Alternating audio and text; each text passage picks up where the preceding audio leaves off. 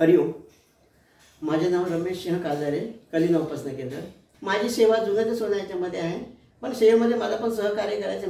मी कमिटीवरती सांगितलं होतं माझी आई एकटीच घरी असते, मला संध्याकाळी लवकर सोडा म्हणून 9-10 वाजेपर्यंत मी आरती झाली की लगेच निघायचो.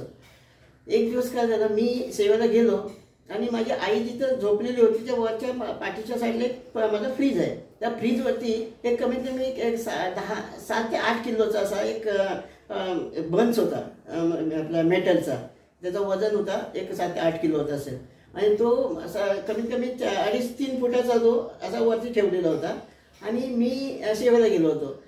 तर मी त्या गुरुवारी सेवा करून रात्री आलो घरी.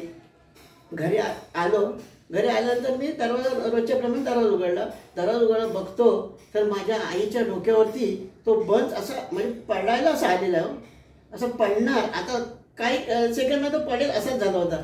पण मी आल्यानंतर दरवाजा उघडला, माझं लक्ष तिकडे गेला, बघतो तर अरे हा बंच, तो बंच खाली मी धावून लगेच पकडला मी तो वरती घेतला. पण तो जर का खाली बंच पडतोय तर माझ्या आईचं खरंच डोकं फुटलं असतं, त्याचं काय झालं असतं. माझ्या बापूने कसं त्याला धरून ठेवलं बघा. मी सेवेला जाऊन सेवा करून रात्री येईपर्यंत म्हणजे मी संध्याकाळी 6:30 वाजता मी घरातून निघायचो. घरातून गेल्यानंतर तर रात्री 9-10 वाजेपर्यंत येईपर्यंत त्याला कसा अडकवून ठेवलं असेल. म्हणजे बापू हा माझा प्रत्येक ठिकाणी बापूच आहे. हरिओम बापू अंबदने.